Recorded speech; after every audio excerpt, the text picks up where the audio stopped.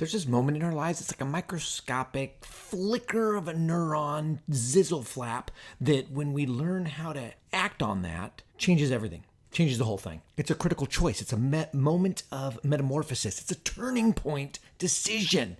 Yeah, and I'm laying it on a bit thick, but it's a real game changer. So let's hash it out.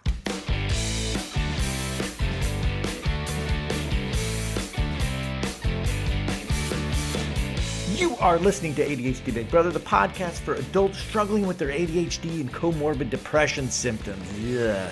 I'm your host, Russ Jones, author of Descending to the Top, believer that you can actually have a smile in your life despite this diagnosis.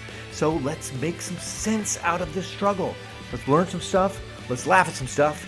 Ladies and gentlemen, here's some stuff.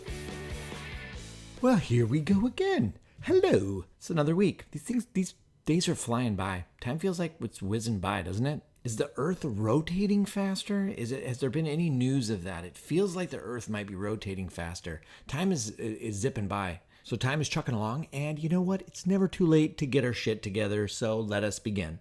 I've read about this. I've heard about it. My first introduction was from a personal trainer who I'd hired years ago, and it's a turning point decision. It's a moment in our lives. We have them quite often, and let's dissect how to get to them quicker and how to recognize them.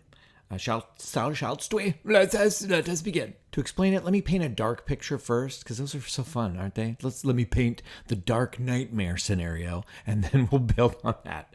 Okay. It's easy to do an example with exercise because it's common enough. Most of us have experience with some exercise program or a diet program failing, and we feel like we're utter garbage when we can't stick to it. So that's a good example of talking about the dark stuff. So when we tend to think, okay, I'm going to make a change. I'm going to work out on Monday through Friday, at the specific time, and I've got a goal. I'm going to lose 15 pounds, or I'm going to add some muscle.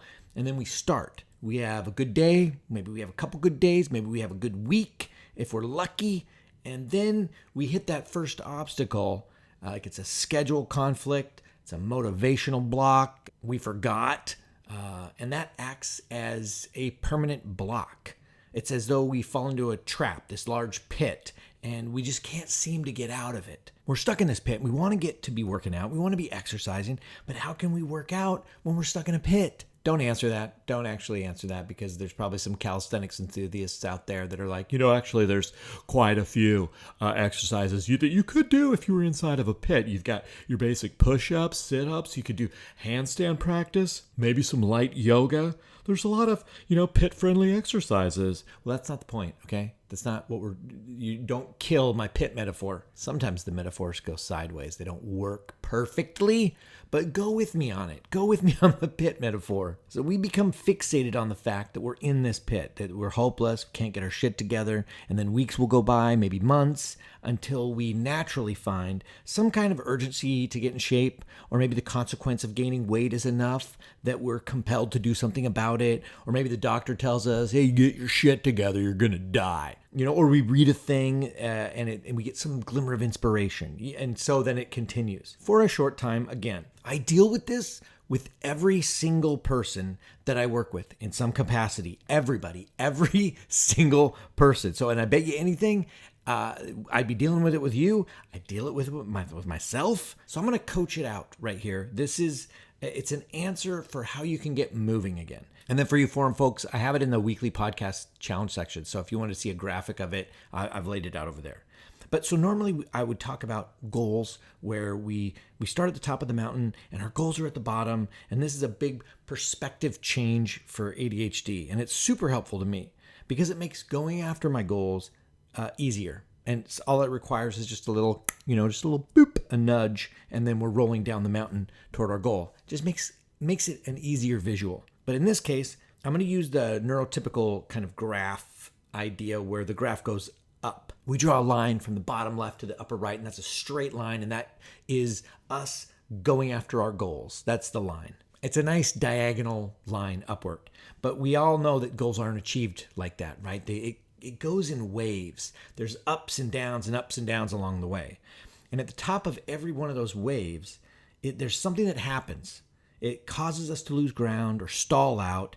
As I mentioned earlier, there's maybe a scheduling conflict with a workout, or maybe we got invited, to eat, and we were going to have a salad. That would have been a good choice, but it's a new restaurant.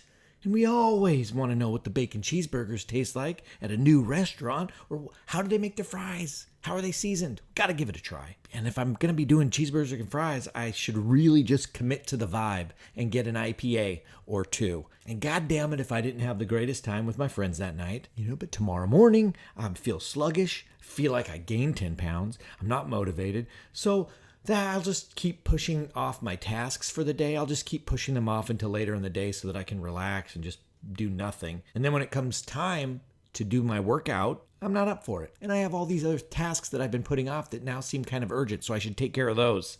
And so I decide to do that. And the descent begins, and I fall into the pit. In the pit, we do the things that overall they suck, but they feel good in the moment. It's like we're numbing the pain of the failure. Like we'll waste a day playing video games, or we'll drink the day away, or watch a bunch of porn and masturbate the day away, or we'll scroll social media for hours and hours, binge eat flaming Doritos.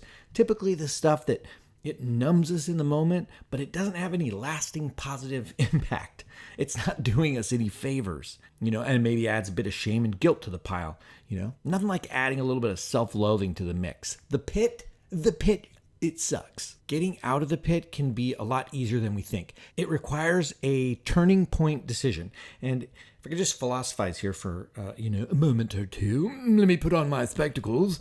I feel like many of us we're of the impression that once we make a decision to do a thing, then the work of deciding is over. This is the goal. I'm going after the goal. And oh shit, something happened. The goal must be wrong, or the goal doesn't work, and I'm a loser. But I believe that we're constantly needing to remind ourselves of what we're working on. This is probably for everyone, but especially with our fun type of brain, with our neat, zippy-zappy skull spaghetti, this has to be an ongoing check-in. It might be more so needed with ADHD because we forget our goals.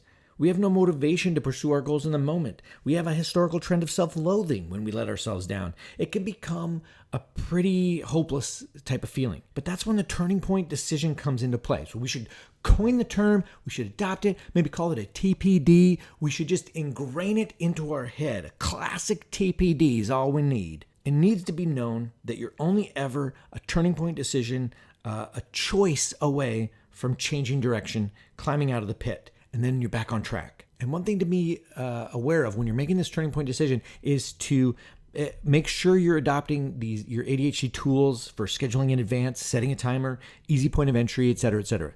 It's the turning point decision. It's a transition back into doing the thing. And in this case, let's say it's working out. So to continue the metaphor, I'm working out, I'm going strong, going good for 2 weeks, fall into the pit.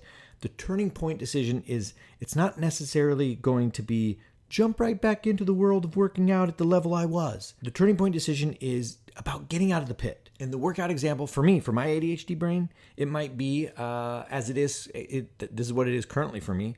It's setting an appointment to be physically active at the time that I had allotted for working out. So rather than going I was going to say guns to the buns. Guns to the buns? Is that... Someone's putting a gun to my butt cheeks to make me I'm going to go balls to the walls? That also sounds a little bit like you're going to tack my scrotum to the wall. That doesn't sound good either. I'm going to go whole hog, which sounds... All these phrases are bizarre. I don't get Earth people. I don't understand you. What was I talking about? I was talking about...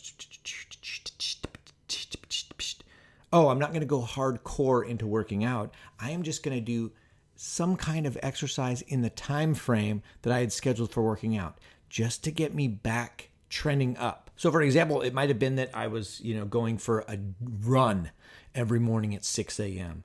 And then I fell into the pit. I haven't done any kind of exercise for a month and a half. And I wake up and I go, oh shit, turning point decision.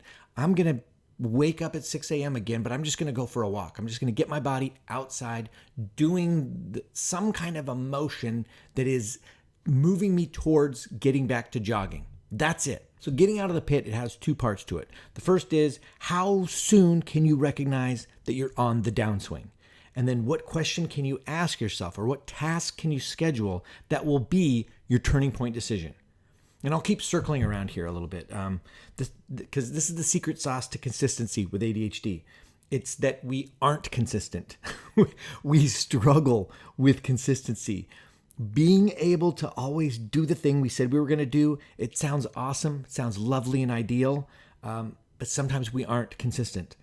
And sometimes we will forget, and that happens. And sometimes the lack of motivation will be so prevalent that the things just don't work. That happens. Sometimes it'll be that we're so distracted or unfocused that we don't feel like we did enough. We didn't use the time or manage it effectively.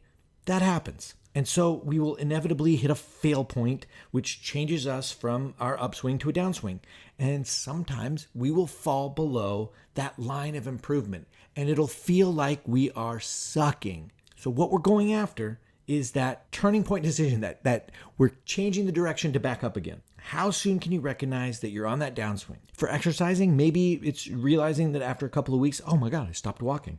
Oh, I stopped waking up in the morning and going on my walk. It's that moment of self-awareness coupled with being cool with yourself. You don't want to be like, I'm a piece of shit because I stopped doing it. And then you make that decision to get back into it. That the alternative really is, it's not an option for me. That recognizing that we haven't been consistent or we haven't been doing the thing. And then we start self-loathing deeper and deeper and we get farther and farther away from our ideal. That's not an option for me anymore.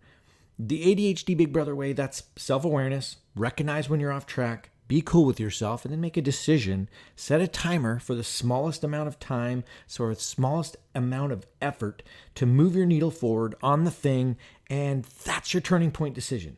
That's the kick to trending back upward. You make it simple and make it easy. And that is the thing that we do over and over again in life. That is the thing that we are consistent about.